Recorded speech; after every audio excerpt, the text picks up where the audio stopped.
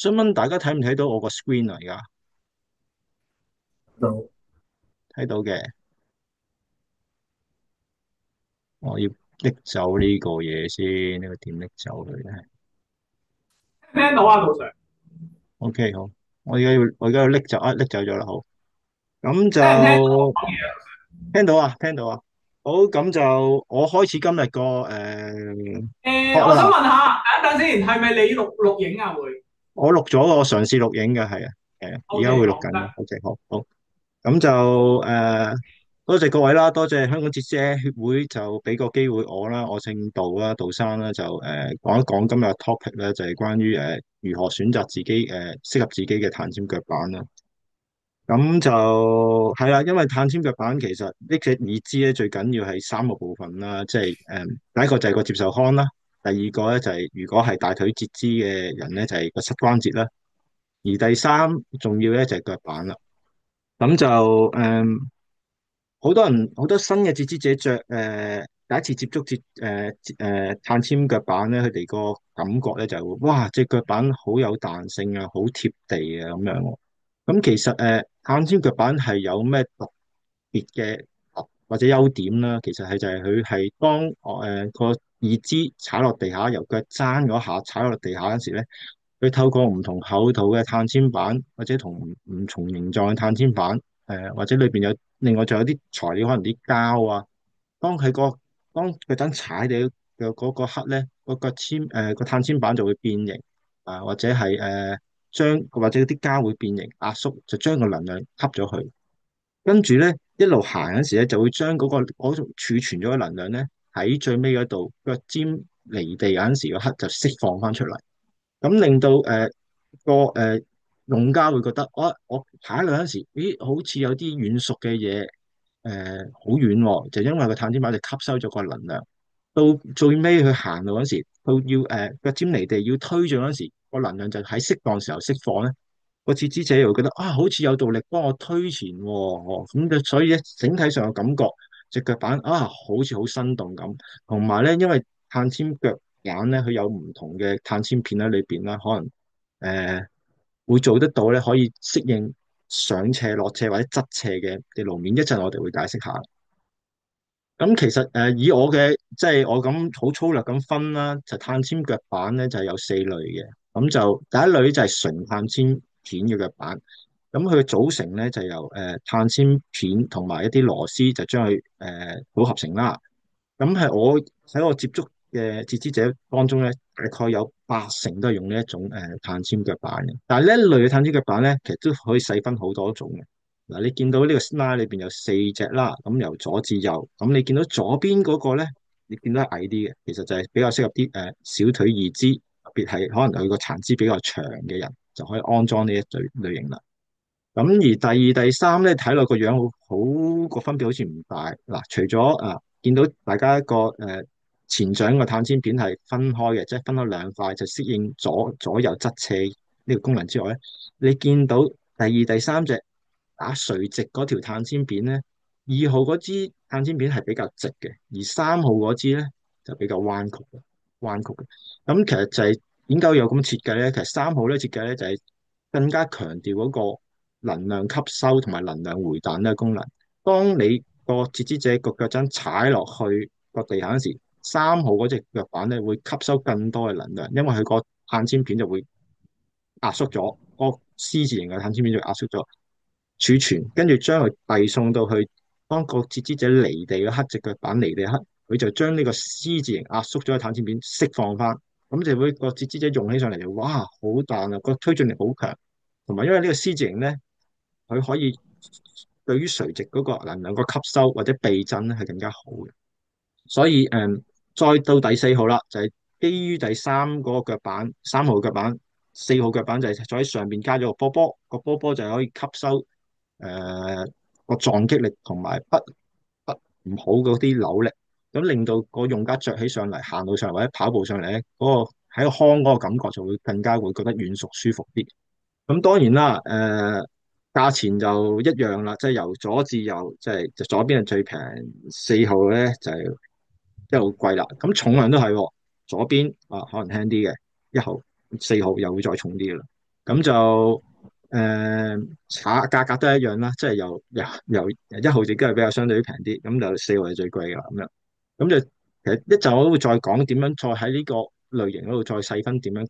揀一個啱自己嘅。係咁我而家講緊第一類啦，而家就講第二類啦。第二類咧就係適合啲特別係適合啲，譬如平時生活好多啲側斜上落斜路啊，我唔係即係佢未必係個用家唔係成日跑嘅，可能係主要行路多嘅。咁點樣做到呢個功能咧？就係你見到呢度有三幅圖啦，咁碳纖片就係最底嘅。碳纖片通常佢個形狀唔會變好多，咁點樣可以克服到左右側斜或者上下斜嘅路段咧？就係去靠譬如1號嗰個腳板，就係你見到碳纖片上邊有個黑色嘅膠，嗰嚿膠係可以壓縮變形嘅。咁譬如當啲路況係好唔平嗰陣時咧，呢嚿膠咧，當你踩力落去咧，呢嚿膠就會吸收翻呢啲即係唔平嘅情況，就等盡量將個碳纖片咧就可以擺翻落地下。咁2號嘅腳板咧就係你見到個碳纖片係分開兩塊嘅，個腳成塊，咁就可以應付到側斜嘅路段啦。另外咧，佢仲有一個關節嘅，係可以令到隻腳尖向上向下咁被動喐動嘅，咁就適合啲上斜或者落斜嘅路啦。咁第3號嗰隻腳板咧就係佢唔係用佢內置一個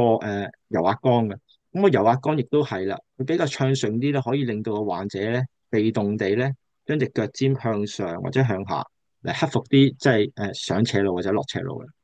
咁有咩好處咧？其實都係嗰句啦，如果你冇咗呢個功能咧，嗰啲力咧，嗰啲不正常嘅力或者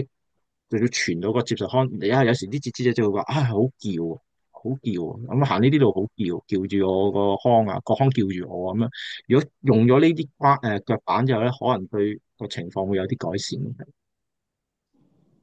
咁第三類啦，就係呢個功能就比較特別噶啦，係可以調筋嘅腳板。咁譬如個截肢者好多鞋嘅，佢個鞋可能有唔同嘅鞋踭高度嘅。譬如打波我要平底鞋，或者行路要平底鞋，跟住我要去啲場合要有着隻斯文啲有踭嘅皮鞋咁樣咧。誒、都係啦嗰句啦，如果你冇呢個功能咧，誒、個腔你着咗上去咧，個腔嗰位係唔同咗嘅。譬如你由平底鞋轉做高踭鞋嘅話，個腔嗰個位係完全唔同咗，你感覺係唔同咗，好難可能會難行咗好多。有咁嘅情況嘅話，咁如果有呢個功能咧，就你可以自己調整到一個位咧，就似翻平時着嗰個腔嗰個感覺啦。咁就即係相對於會舒適啲咯。咁不過都係啦，因為始終佢多咗啲關節啊，多咗啲膠喺裏邊咧，佢個耐用度咧都未必及得上第一隻嘅，即係第一類嘅係啦。好，跟住我哋再講講咧，最尾呢一類咧就比較新啲嘅碳纖腳板啦，亦都係最近啲廠家係研究呢一類嘅碳纖腳板。咁其實你見到啦，係有不同厚度、不同弧度嘅碳纖板裏邊啦，有多過一個嘅關節喺裏邊啦，同埋係有啲可能有埋啲膠喺裏邊嘅。咁做出嚟係有咩效果咧？就係回應翻我最初講嗰個碳纖腳板嘅特性，就係佢有能量儲存、能量傳送同埋能量釋放嘅呢三個功能。而呢一類型設計嘅腳板咧，就佢哋其實係可以吸收更多嘅能量，喺腳踭踩落地嗰時吸收更多能量，而到最尾腳尖離地嗰時咧，會釋放更多能量。佢哋廠講咧就話會比傳統嘅碳纖腳板咧可以釋放多10-20% 能量當離地刻，同埋佢哋嘅最大嘅優點咧就係話佢哋個被動嗰個腳尖向上向下嗰個活動度咧係好強嘅。即係譬如你踩隻腳落去，佢隻腳尖向上或者向下嘅活動度係有27度嘅，有二十七度嘅。咁所以咧就好貼地。係有個好似咪錶嘅停車場，好，咁就所以佢哋做出嚟嘅感覺就係踩落去好軟熟，或者好貼地。到最尾咧，到最尾嗰陣時咧，個能量推出嚟咧，亦都好強。我再揾天后廟嗰度落，呢度轉咗上去咧，咁就算有係其實。咁嗱，呢度咧就最尾呢個差唔多最尾嗰張 slide 嚟嘅，咁就其實碳纖腳板就唔係話越貴越好嘅，最重要咧就係要配合自己個生活需要功能啦。咁你首先點樣揀隻碳纖腳板，就係從我頭先講嗰四類之中，你揀咗你自己想要嗰一類，跟住再喺價格嗰度睇自己負唔負擔得到啦。之後就我強調就係好多腳板雖然好多功能，但係咧如果當隻腳板重過800克以上咧，你會寧願犧牲嗰個功能都唔想要隻重嘅腳板嘅，所以重量都要好考慮，最好就係保持喺500-600 gram 嗰度係比較好啲。咁保養啦，其實碳纖腳板最好只有3年嘅保養嘅，我自己覺得。最尾就都係最緊要啊！如果有試用嘅機會咧，大家可以即係盡量把握啦。譬如有啲廠可能support 支持你要試咗先買，咁最好嘅呢個情況。咁另外呢幾年啦，啲國產嘅碳纖腳板出咗好多啊，咁我聽翻嚟個效果咧，基本上係好好嘅，咁所以性價比係非常之高嘅。咁如果大家譬如話，我想唔想俾咁貴嘅錢，但我想要支高性能啲嘅碳纖腳板咧，國產腳板係可以考慮下嘅。咁到呢度就差唔多最後尾張 slide 啦，咁就下次我嚟講咧就係6月10號嘅，sorry，6月10號嘅就係講係點樣揀呢個義肢直膠套啦。咁期間譬如你哋對腳板有咩問題，你可以WhatsApp 翻協會啊，或者係 Facebook 俾翻協會，或者你可以 WhatsApp 我嘅，我電話就係60202769，係。咁就我翻去原本嗰度先啊。Shelly 嚟嘅，原來你係 OK。好，係啊，你見咁啊到我大概我就講完今日個present 啦。咁大家有冇咩問題啊？係咯。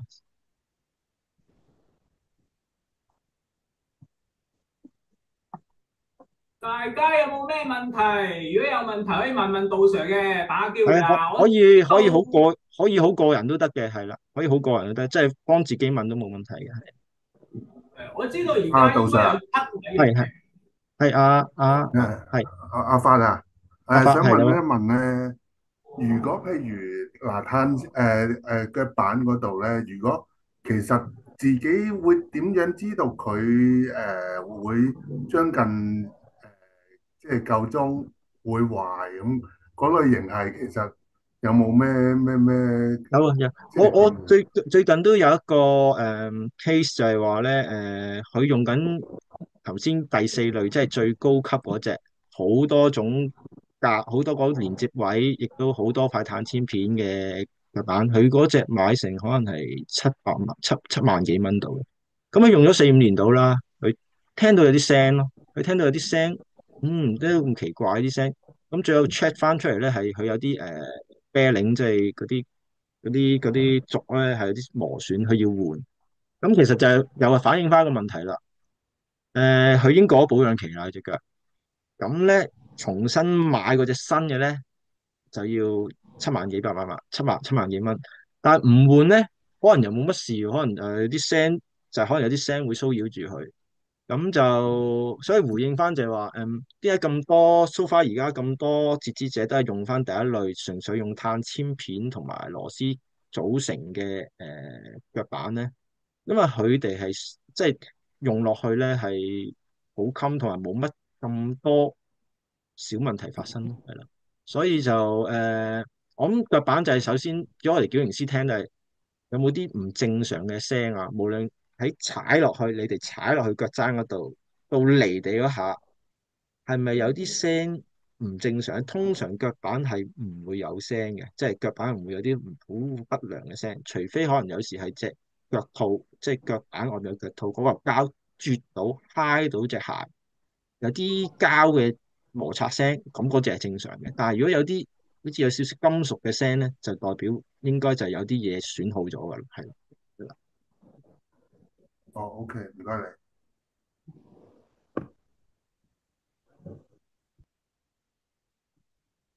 杜 Sir 啊，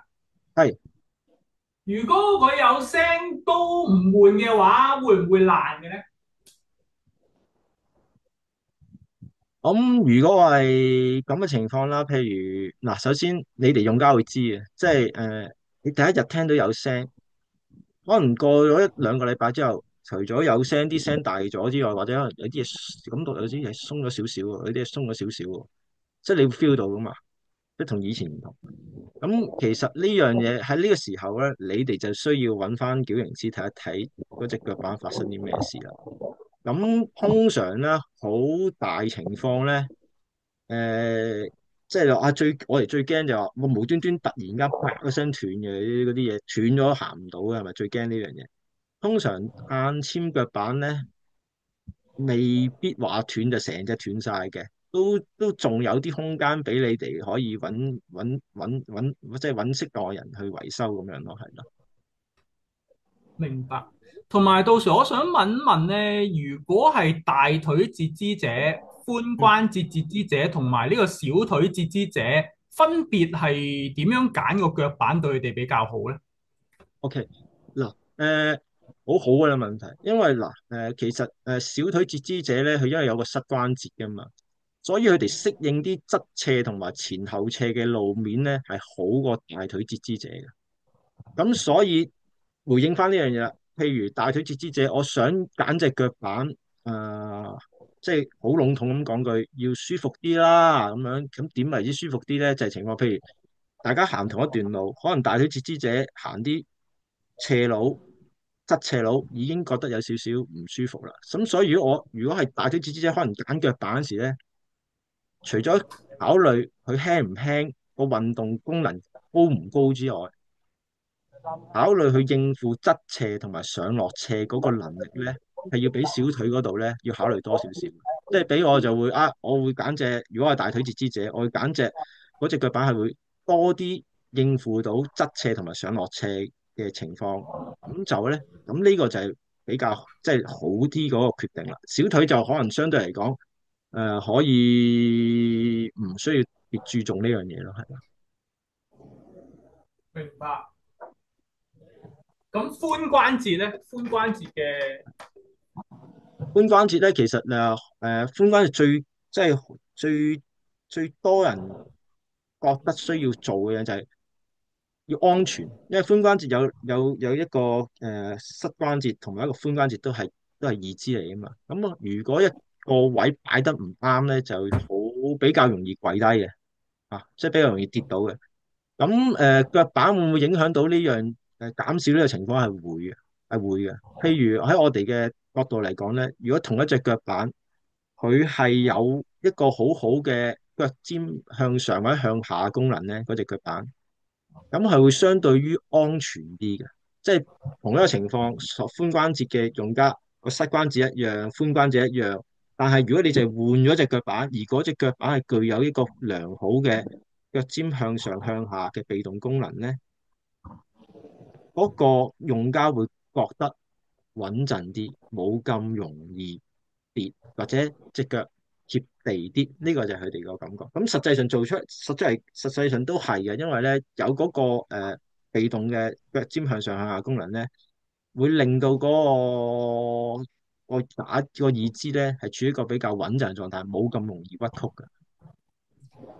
可唔可以用翻頭先嗰張圖片咧？即係有唔同類型嗰個腳板嘅圖片嚟到容易啲俾截肢者知道，譬如大腿應該用邊幾款，小腿截肢者又應該用嗱，邊幾款咁去。其實真係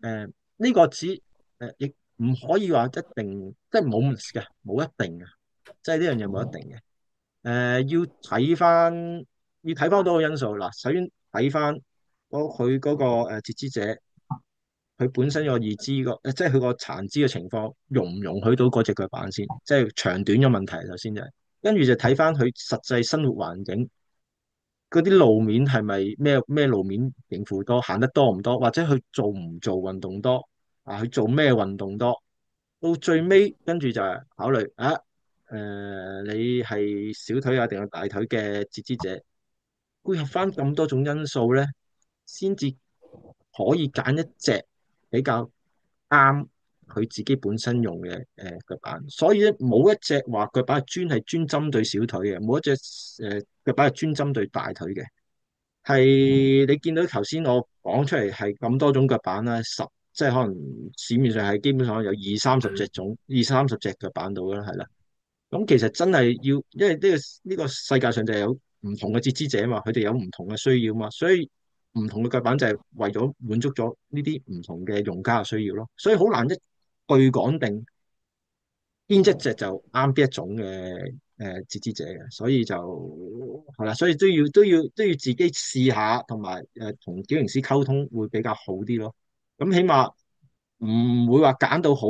未必揀到最啱，但係一定唔會揀到係錯嘅俾自己咯。明白明白。另外仲有一個問題嘅，因為都係 for 一啲新截肢者，有時會問到我哋嘅就係、譬如政府佢提供嗰隻腳板係用咩物料做啦？咁佢比起碳纖腳板做比較嘅，會有啲咩分別呢？我我只可以講，譬如我只可以講我自己個經驗啦吓，即係未必係啦，我分享自己經驗啦。誒、大部分人咧由政府嘅腳板轉做碳纖腳板咧，都係接受嘅，舒服好好多，我覺得。但係我亦都遇過有啲用過幾十年政府嘅腳板嘅人咧，一轉做碳纖腳板，佢唔中意，好彈到唔識行，彈到唔識平衡咁樣。嗱呢個所以咧就話，但係我普遍嚟講咧，都係覺得碳纖腳板一定有佢好處同埋個優勢，因為邊個會出個咁嘅畫面？Sally 識咗佢啊，Sally，唔該你熄咗嗰個嗰個錄影同埋嗰個聲啊，唔該。就瞄咗佢咯。好，誒，你可以 冇問 mute 咗題。佢。係咁就嗱，所以我自己覺得啦，從數據上邊或者從用家嘅經驗咧，碳纖腳板係一定好過基本嘅木腳板嘅，係。明白明白。喂，其他朋友仔仲有冇問題？